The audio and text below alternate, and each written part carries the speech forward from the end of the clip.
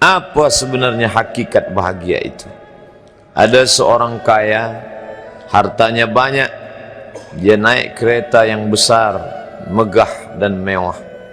Dalam perjalanan dia tengok ke sebelah kanan ada tanaman padi sawah yang menghijau.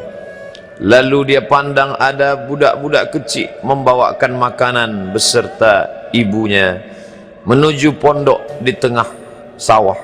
Suami sudah menunggu makanan siang tiba. Apa kata orang kaya dalam kereta? Oh, bahagianya petani. Di tengah perutnya lapar, istri dan anaknya datang. Makanan tiba pada waktunya. Air minum dapat menghilang dahaga. Lapar hilang, rindu pun sirna, karena istri dan anak ada di sekitar dia. Bahagianya menjadi petani, kata orang kaya dalam kereta. Masa orang kaya berpikir bahwa dia tidak bahagia? Si petani yang bersama anak di pondok tua itu pula memandang orang kaya di atas kereta. Apa kata dia? Betapa bahagianya orang kaya naik kereta, sedangkan aku hanya duduk di pondok yang tua. Maka pada hakikatnya manusia ini dua-duanya tak bahagia. Lalu sebenarnya bahagia itu di mana? Ada seorang anak yang sedang belajar di college, university. Maka dia berkata, alangkah bahagianya kalau saya dapat BA. Selepas dia dapat ijazah BA, lalu dia berkata, aku tak bahagia. Alangkah indahnya bila dapat master. Manakala dia dapat master, dia berkata, oh, betapa bahagianya kalau dapat PhD. Selepas PhD dia berkata, susahnya PhD, belum juga dapat kerja. Selepas dapat kerja dia berkata, alangkah bahagianya kalau menikah. Selepas menikah dia berkata, aku tak bahagia sebab orang selalu tanya, dah punya anak apa belum? Selepas punya anak, dia pula berpikir untuk menikah sekali lagi. Jadi sebenarnya bahagia itu punya siapa? Oleh sebab itu bila kita baca kitab-kitab, maka makna sa'adah, kebahagiaan, orang yang bahagia sa'id, bahagia adalah insyirahus sadr, ketika hati terasa lapang apapun yang datang. Kalaulah pelajar yang mendapatkan BA itu hatinya lapang, tentu dia bahagia. Kalaulah petani yang berada di tempat rumah tua itu hatinya lapang, tentulah dia bahagia. Kalaulah orang kaya dengan kereta yang besar itu hatinya lapang, tentulah dia bahagia. Itulah mengapa Musa alaihi salam di tengah kesusahan hatinya akan melawan ayah angkat bernama Fir'aun. Dia minta hati yang lapang. Kita semua baca doa itu, Rabbi syrahli, lapangkan dadaku.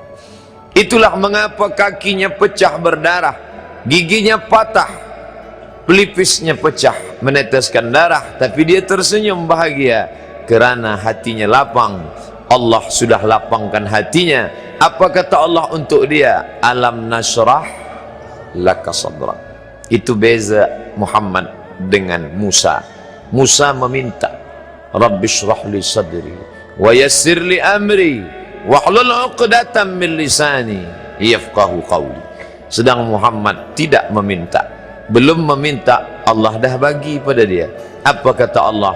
Alam nashrah laka sadrak wa wada'na anka wizrak alladhi anqadha dhahrak wa rafa'na laka dhikrak. Bila kau dalam keadaan susah, dua kali Allah ulang, fa inna ma'al usri yusra, inna ma'al usri yusra. Hati lapang itulah yang membuat Haji Abdul Malik Karim Amrullah Buya Hamka tersenyum di dalam penjara. Penanya berjalan perlahan tapi pasti, maka keluarlah tafsir Al-Azhar. Hati yang lapang itu juga membuat Said Qutb tersenyum menghadapi tiang gantungan, walaupun dipenjara oleh Gamal Abdul Nasir, tapi sebelum kematiannya sempat pula menulis tafsir fi zilalil Quran, di bawah naungan bayang-bayang Al-Quran. Apa kata Said Qutb dalam muqaddimahnya? Al-hayatu fi zilalil Quran ni'mah hidup di bawah naungan bayang-bayang Al-Quran itu nikmat.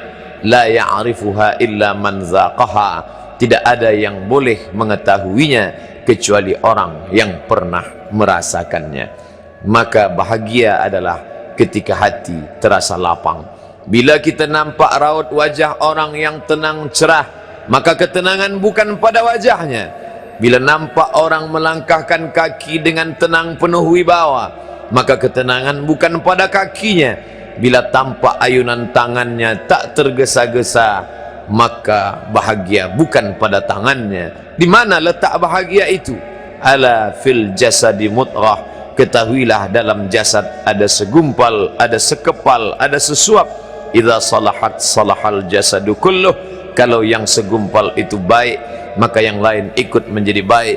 Wa idza fasadat fasadal jasadu kulluh, kalau yang segumpal itu rusak, maka dia pun ikut menjadi rusak. Yang segumpal itulah yang mengendalikan mata, telinga, tangan, kaki. Yang segumpal itulah tempat rindu, benci, marah, ridha, ikhlas, fasik, hasad, kufur. Di sanalah bersemayam rindu dan benci. Maka jangan terlampau benci.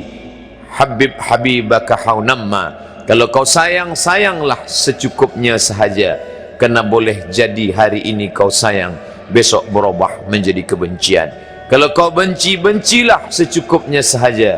Boleh jadi esok pagi dia menjadi orang yang tersayang.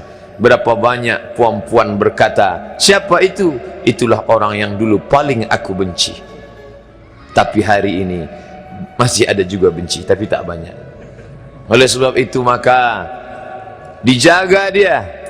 Yauma la yanfa'u malun, hari itu tak ada guna harta, wala banun, tak ada guna anak, illa man atallah, kecuali orang yang datang menghadap Allah biqalbin salim, dengan hati yang salim.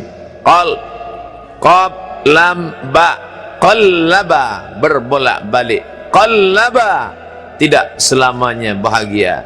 Kadang pagi hati tenang, petang datang dia pun susah. Kadang pagi hati lapang, petang tiba dia pun gundah. Maka apa yang dapat menolong? Ala bizikrillah, ketahuilah dengan banyak menyebut mengingat Allah, tatma'innul qulub, maka hati akan menjadi lapang. Qalbul mu'min baina asabi'ir rahman, hati orang beriman berada di antara jari jemari kuasa Rahman. Kalau dia hendak, dia balikkan yang senang menjadi susah. Kalau dia berkehendak yang susah, dia balik menjadi lapang. Berapa banyak orang yang tampaknya mungkin kita kata dia susah, tapi dia masih boleh tersenyum. Sebaliknya orang yang menurut pandangan zahir kita cukup segala, makan, pakai, tapi tampaknya kesenangan tak pernah singgah. Apa sebab? Kerana hati milik Allah. Dia ada dalam diri kita, tapi dia bukan punya kita. Lillahi ma fis samawati wa ma fil ard, apa di langit, apa di bumi, milik Allah. Balikkan kepada Allah, dari Allah balik kepada Allah.